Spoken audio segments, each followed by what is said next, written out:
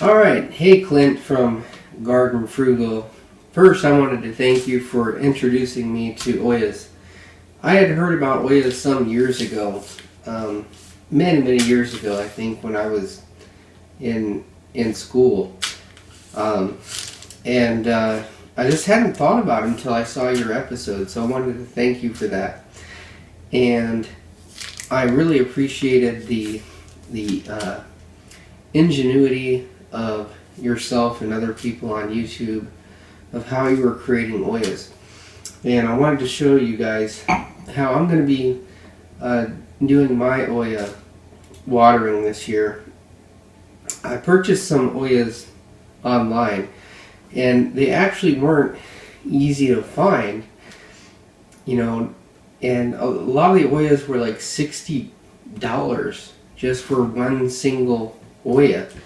And then I found some other Ollas that Rob Bob on YouTube, I think a lot of you probably know Rob Bob from Australia. He's using Ollas, and he provided a manufacturer link, to this manufacturer that sells Ollas there in Australia. The problem is that it was hard to find anybody in the States, and maybe I just didn't do enough searching, I don't know. But I went to some of the nurseries here locally, and I just couldn't find any Ollas, so I had to go online and purchase my Ollas. Now, I don't really know how many Ollas I purchased, if I purchased 5, 10, 15, 20, I don't know. Let me just show you my Ollas. There they are. 25 pounds of clay. And I'm going to be making my own. Now, I know some people are purchasing terracotta pots from the dollar store and stuff like that, and that's a really good deal if you can get some good sized pots for $1 a piece and glue them together with some silicone or Gorilla Glue. Nothing's wrong with that once the glue is cured. It's supposed to be non-toxic and all that. And I still might go that route, I don't know.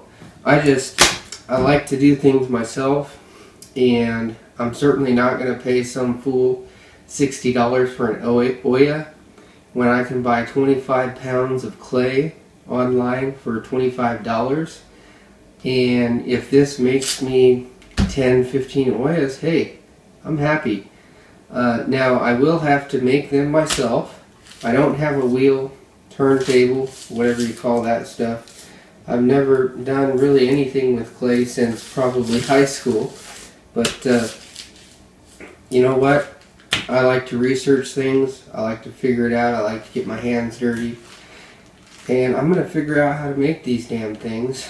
And once I get them made, I'm going to have to fire them, because this is wet clay.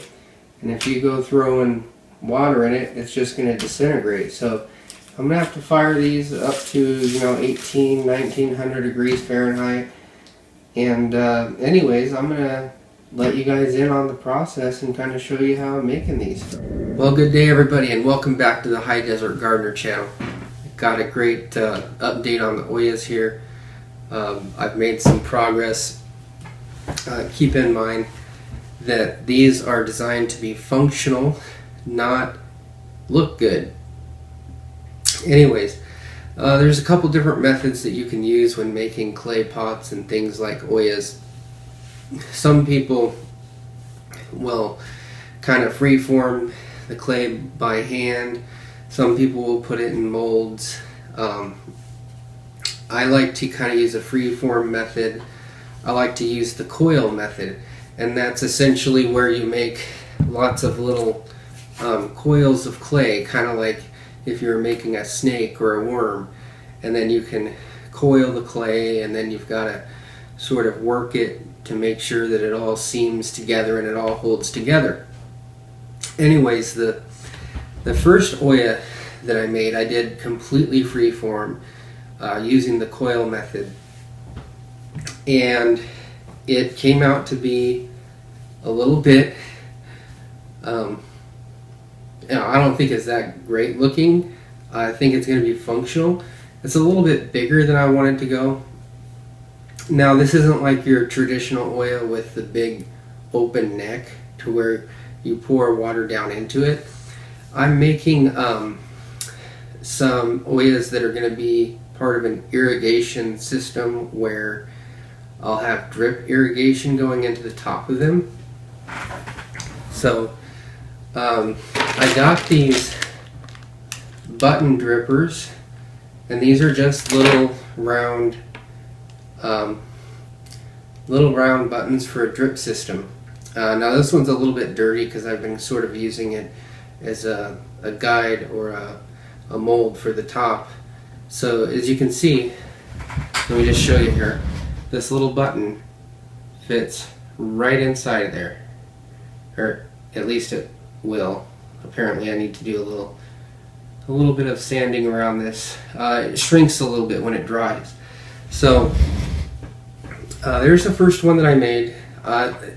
It's pretty thick, it's pretty heavy. It wasn't easy doing it completely freeform with the coil method. This one took me about 4 hours, which is pretty ridiculous, but anyway, that's the first Olla that will be part of the irrigation system. Now, my Ollas only need to be about half that size because they're going to have a continual feed of water through the drip system. So, after I made that one, I decided that I was going to get some balloons.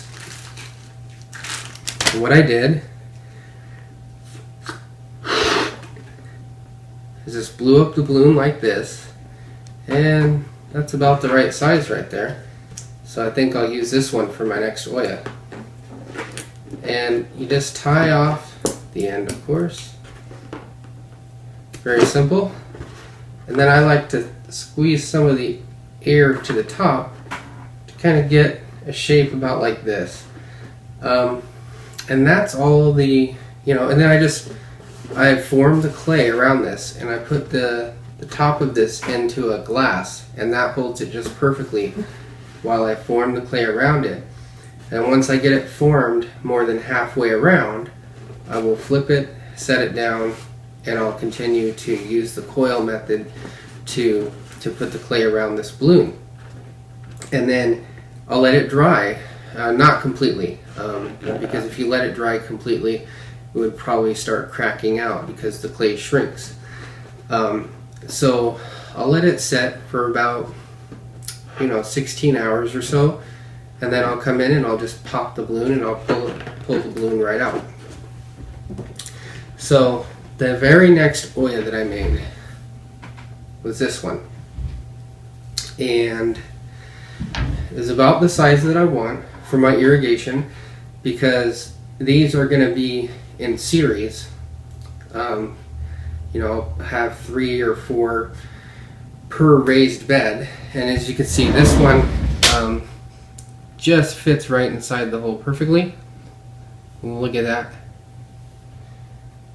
And this clay, it's not hard if you need to get in here and grind a little bit out, it's not hard to do, but that came out to be about the right size. Then I just wanted to change the shape a little bit, and that's where this one came in. You can still see this one's quite wet, kind of has the consistency of leather on the outside, but that's more of the size and the shape that I was going for, because these are going to be in my tomato bed. The tomatoes are planted quite deep, and the longer that I could get the Olla, I wanted more vertical area for the roots to come at, so they didn't all have to go to one small location. And this will help keep, since my tomatoes are planted so deep, and since this is going to be glued in here with probably Gorilla Glue, and this is going to be like a sealed system, I'll be able to bury these like, a foot in the ground, in the tomato bed at least, because they're planted very deep. So if I go down a foot, then I'll have about 4 inches of soil, or possibly, actually in my tomato bed, the top 4 inches is, wood chips to further help hold the moisture in. And the great thing about this is those wood chips won't get any fungi or anything on top, because I won't be top watering. All the water is going to go down, deep into the soil. Typically to get water that deep, a foot deep into the soil, you would have to do heavy top watering to get that water to go down that deep. Not with the Ollas. This is going to save a lot of water, and it's going to get the water. It's going to be impossible to overwater or underwater with this system. Plants are going to get just what they need. Alright, so then I have my irrigation Ollas, and I thought, well, one of my cherry tomato plants is going to be planted in a large pot. So one of my pots, I think it's like a 20-inch diameter. It's quite a large pot, and there was no need to hook that particular Olla up to an irrigation system, since it was just going to be one Olla in one pot. So I went with kind of the traditional design. This is kind of the shape that your traditional Olla is, except it might have a little bit of a larger base. This is going into a pot, so I didn't want it to be huge. Typically the Ollas that you would put in pots are probably a little bit smaller than this, but just kind of a little medium-sized Olla. And as you can see, you got your nice large openings so that you don't have any trouble pouring your water right down in there. And you just check on this every other day to make sure that it doesn't run out of water, and this will keep a consistent water flow to the tomato. And that's going to do a whole lot of things, especially for tomatoes. Consistent watering is going to help prevent blossom end rot. It's going to help prevent tomato cracking and all that, if they're getting consistent watering. So, you can see this one is quite dry. So I might have made it just a little bit thinner than the others. So, yeah, I'm hoping these Ollas will last. Some of these are quite tough, quite thick. I'm hoping that they'll last, 3-5 years. I really don't know. Like I said, I'm not a master potter. I still need to fire these. So, obviously they haven't been fired, so if I tried to put water in them right now, they would just disintegrate. So I either need to borrow somebody's kiln, or I'll have to go the African method and start a fire in my backyard and, fire the pots with the fire. So I really don't know. Oh, the last Olla let me show you the last Olla that I was working on here. It still has a balloon in it, because I just finished this one yesterday. By the way, guys, once I started using the balloon method, Ollas like this and this only take about an hour to an hour and a half, depending on what I want to do with it, how thick I want to make it, how thorough and detailed I want to be. So it's pretty quick using that balloon method. Very easy, very quick. This one, again, my tomato bed, the tomatoes are planted deep. And as you know, all along the tomato stem, they'll grow roots. And so I wanted to kind of see if I could elongate one. I thought that might make a nice Olla shape for the irrigation Olla. And as you can see, I'll take the camera in and you can see the balloon. Yeah, the balloon is still on there. So what I'll end up doing is bowling the top of the balloon like this, popping it.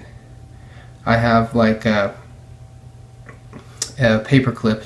I just poke in there, pop the balloon, and the balloon deflates and I take it right out. I'm experimenting with sizes and shapes, and I think I'm going to stick with something like this shape, this size. The elongated one, I think it's going to work. it was a little bit more work. That probably took me 2 hours to make the elongated one. Where this one was a bit more simpler, and it's a bit stronger. I mean, this guy is strong. So I think that's the shape I'm going to stick with. And I really am happy so far with how things are turning out. The way I am able to just mold these to be functional. You know, I know they don't look beautiful, they don't look great. You know, I probably could spend some time making them look nice if I wanted to, but yeah, that's it. I'm going to fire them at probably a temperature somewhere around 1800, 1900 Fahrenheit is what I was researching on the internet, what people recommend for Ollas. You don't want to fire them too hot, because if you fire them too hot, the clay won't be porous enough for the water to seep through. So anyways, that's where I am so far. I will come back as soon as I have some of these fired.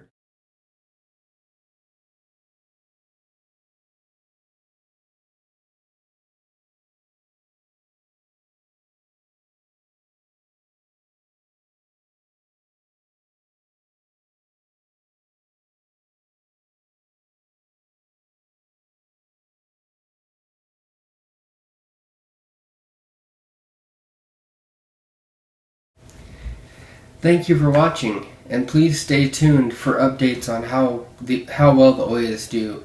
I'm going to show how I'm going to put the system together. I'll show you once I get all the little tubing and hosing, drip wires or drip tubing run to the system, and I really got a neat way I'm going to set it up. I think you're going to like it, so stay tuned for updates. Please, if you like this video, give it a thumbs up, subscribe, and share so that you can continue to see and receive the updates and participate in any discussions.